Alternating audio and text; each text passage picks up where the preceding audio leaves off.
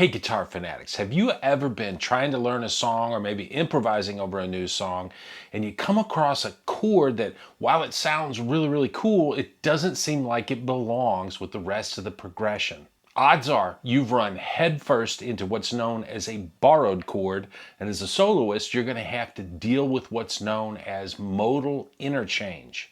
And okay, while those are a couple of weird sounding musical terms, they're really not that hard to understand. So I'm going to break it down for you today. We're going to go over some easy examples, and then we're going to take a look at how borrowed chords and modal interchange were used in one of the most famous Southern rock songs ever. This stuff can make your songwriting infinitely more interesting, and if you want to be a really good soloist, you're going to have to know how to deal with it when you come across it. So let's dive in and play some guitar. So I was motivated to make a video on this specific topic because this really awesome cover band that I'm playing in, we decided to put the Allman Brothers classic Midnight Rider in our set. And while I'd heard that song probably 1,000 times, I'd never really learned it or paid close attention to the song structure. But as it turns out, it's a wonderful practical example of how to use borrowed chords and modal interchange to make a song much more interesting. More on Midnight Rider in a minute, but for now, what the heck are borrowed chords and modal interchange? Modal interchange is the concept of using or borrowing a chord from outside the key that we're playing in to spice up our chord progression. And just where are we going to borrow that chord from? Well, we're going to borrow it from a parallel key, which leads to the question, what the heck is a parallel key? It's a key that has the same root note or tonic as the one that we're currently playing in. And even if all the other notes are different, as long as it's got the same root note or tonic, it's a parallel key. Now, if we play pop, rock, or blues music, it's most likely that we're going to be borrowing chords from parallel majors and minors, like G major, G minor, or C major and C minor. Let's take a look at C major and C minor and see if we can make some sense out of these concepts. So the key of C major has the following chords, and we're going to use triads here. We've got C major, D minor, E minor, F, G, A minor, B diminished, and we're back to C. C minor, by comparison, we've got the chords C minor, D diminished, E flat, F minor, G minor, A flat, B flat, and that brings us back to C minor. Let's start off with a really simple example of borrowing a chord. Let's play C, G, and F. We're going to linger on that F a little bit before going back to C. So that sounds nice. It's just a typical 1, 5, 4 that we hear in a million country or pop tunes. But what if we were to borrow the minor 4 chord from C minor, which would be F minor, and play it after that F major in our progression? So now our progression sounds like this. We've got C, G, F, F minor, and now back to C. And it sounds really nice, and we get some downward voice leading on the G string. So we've got C, then we've got B in our G chord, A in the F chord, A flat from F minor, and then G when we return to that C chord.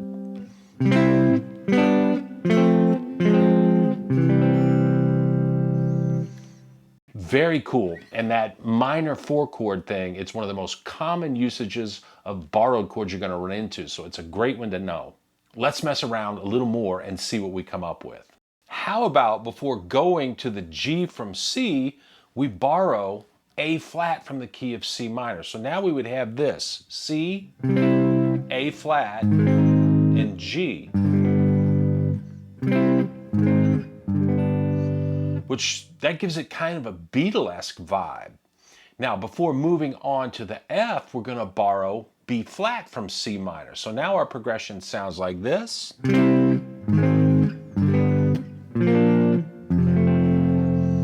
And the finishing touch, we're going to add that F to F minor from our first example. So we've got C, A flat, G, B flat, F, F minor, and home to C. And by borrowing 3 chords from the parallel minor key, we're able to turn a very generic 3-chord progression into a progression that has some really cool movements and all kinds of harmonic possibilities for melodies over the top of it. And while I was writing this video and messing around with these chords, I realized I'd heard something like this in one of my favorite songs to play when I was a kid, and that's the tune Feeling That Way by Journey. Now, the vocal and piano intro in that song starts off with C to G, then it goes C to F to G.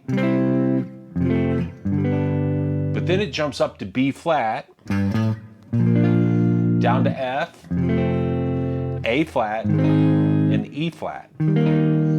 So we've got 3 borrowed chords from C minor, we've got the F from C major, we go back down to B flat, and then up to D flat, which I'm going to say comes out of C Phrygian before going back to C7. And that C7 is out of C Mixolydian. So over that D flat, here's C Phrygian, and here's C Mixolydian over the C7.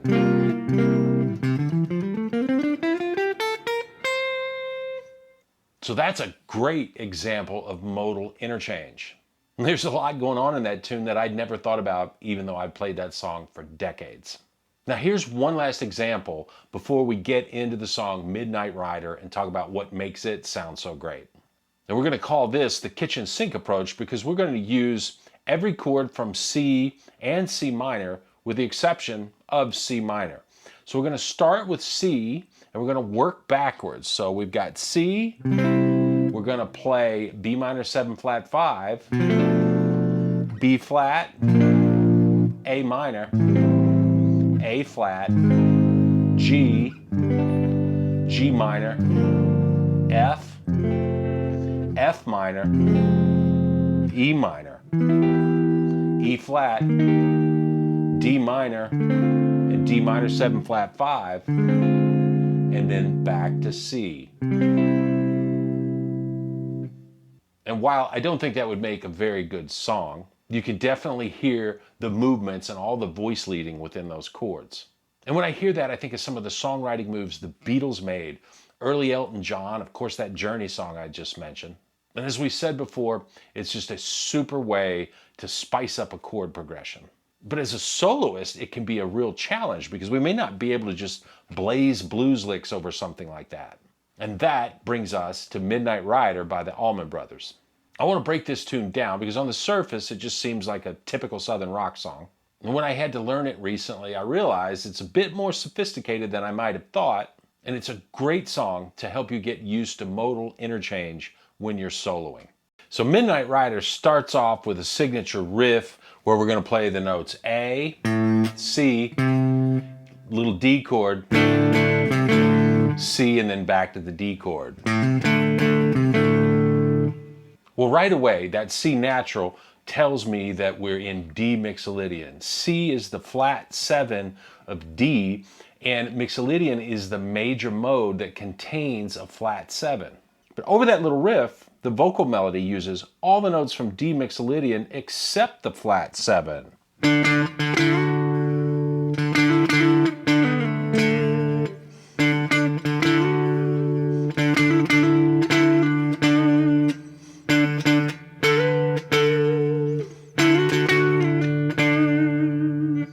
So maybe Greg Allman was thinking more D major for that melody. But once the vocals start in the verse, we repeat that little signature riff 3 times. And although there's not really a chorus per se, the next part of the song, under the lyrics, not gonna let them catch me, no, not gonna let them catch the Midnight Rider, well, the chords go down to G minor, and then to C major, and back to our signature riff in D. So where did that G minor come from? All we need to do is take a quick look at the parallel minor key D minor. And D minor has the chords D minor, E diminished, F, G minor, A minor, B flat, and C. So we can think of the chords in that section as the minor 4 with G minor, and then the flat 7 major with C, and they're both borrowed from D minor. This little section also comprises the outro, and we're playing it live as guitar players. We're definitely going to want to do some soloing over that outro. So what are the notes and scales and arpeggios that make up our choices there? Well, we could just play D minor pentatonic and play blues over the whole thing.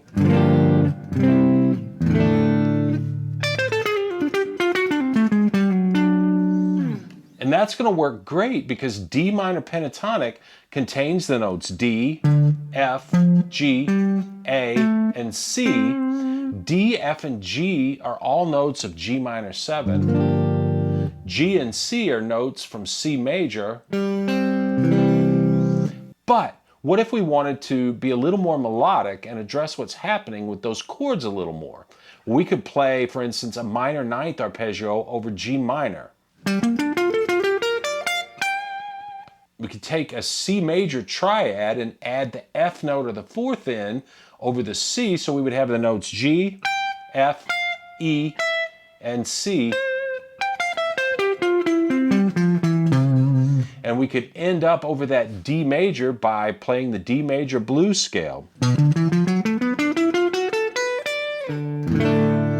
And maybe switch back to minor pentatonic at the end of that cycle and bring it back to the blues. So let's hear those two approaches back to back.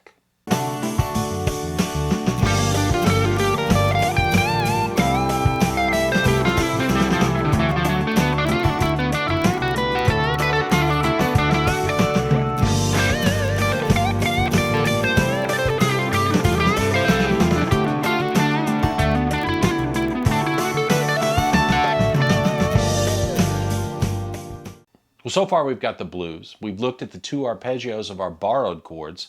And since the topic of this video is modal interchange, why don't we take a look at the modes we would use if we address each of the chords. Starting with that G minor that we borrowed from D minor. So D minor is the relative minor of F major. So we're going to look at the mode choices from the starting point of the key of F major. G minor is the 2nd chord in the key of F major, and the mode that fits over the 2nd chord in a key is Dorian. So we would have G Dorian.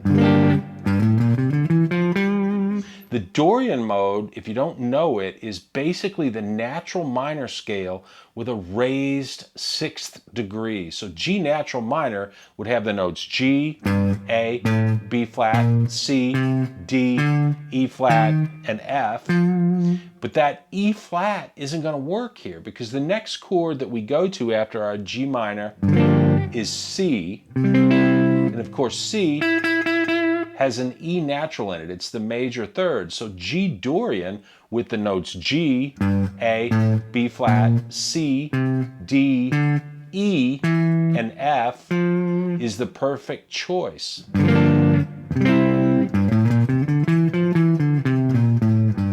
Sort of a dead giveaway to use Dorian mode is a minor chord followed by a major chord a 4th above it.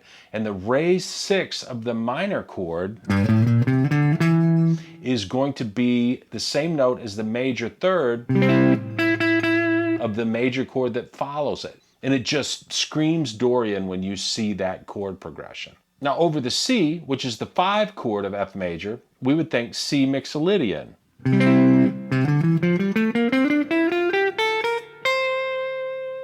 Now, while I'd rather that you learn the modes from the root of each chord and think of them in that way, we can also think about C mixolydian as being the F major scale played from C to C. So we've got the notes C, D, E, F, G, A, and B flat.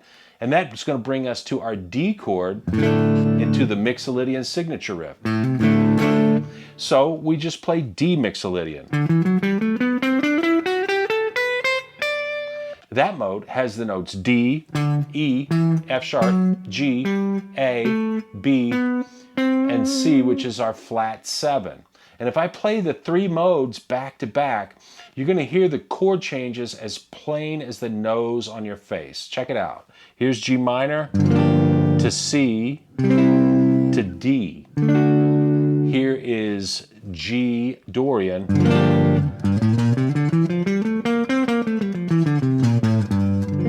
C Mixolydian. And D Mixolydian.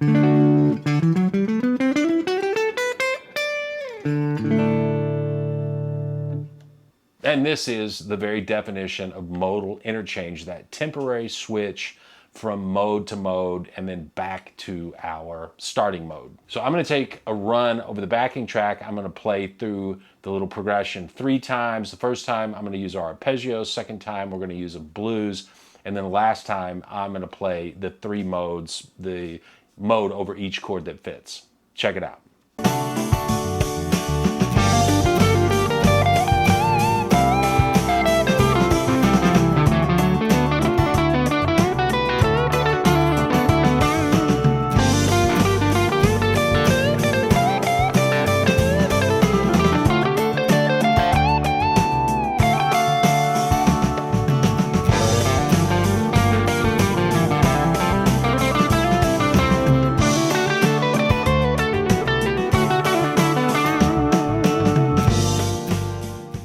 Improvising, well, it's all about having choices, right? The blues works, and we always want to try to bring it back to the blues on a soulful Southern rock song like this. But since we've got modal mixture built into the chord progression, it only makes sense to also take advantage of that. We can be more melodic and use arpeggios and scale runs that really outline the chords, and we can take advantage of all the notes that are at our disposal there. Now, how about the actual solo section of the song? Let's break that down now and dig into some of the secrets that this section of the song holds. Now, on the original recording by the Allman Brothers, the solo starts off over the signature riff. And you got 4 bars of that, and I'm guessing it's Dickie Betts that plays a very country-ish solo that's based entirely out of D major pentatonic. And even though the riff is Mixolydian, in his solo, Dickie never plays the C natural, and he chooses to keep the tonality of what he plays very major sounding. And then we go to the chords C major and B flat major. Here's another great example of borrowed chords and modal interchange.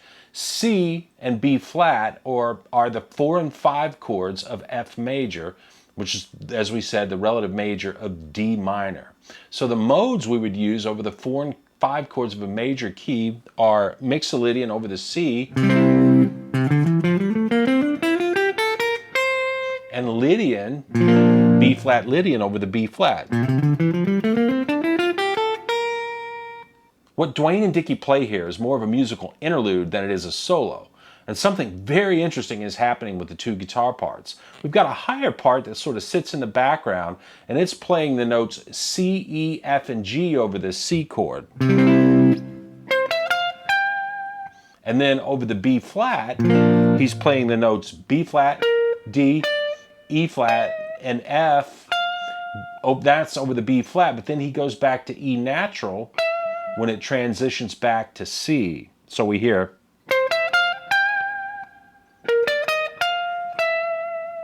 Now, if we were using B flat Lydian there, we'd use the E natural in that little melody over the B flat also. But the guitarist playing that part doesn't, which is super interesting because the other guitarist is playing the lower part and he does use that E natural. He plays a whole step bend of F up to G. We're on the B string. We're going to release that bend, go down to the E. And then over B flat, we're going to play F, G, F, E, and then we're going to bend the D note at the 7th fret of the E string up to E before releasing it down to D. So the second part sounds like this.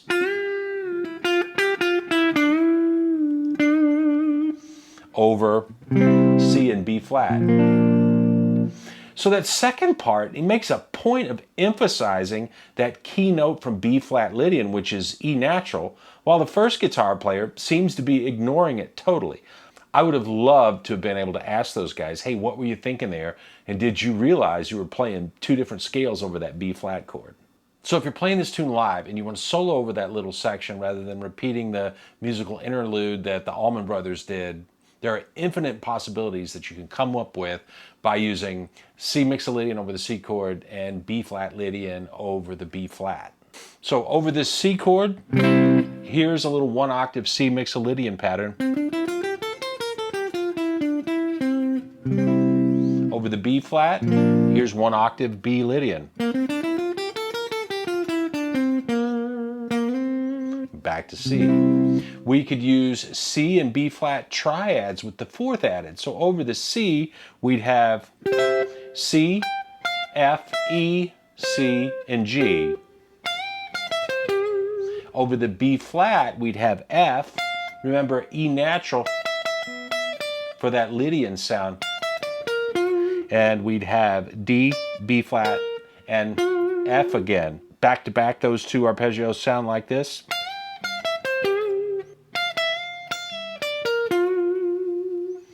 And just using those two tools, we can come up with solos that would be really melodic, but also soulful sounding. Let's give it a try, and when it comes back to the main riff, I'm going to bring it back home to the blues with some D major and D minor pentatonic licks. Let's have a listen.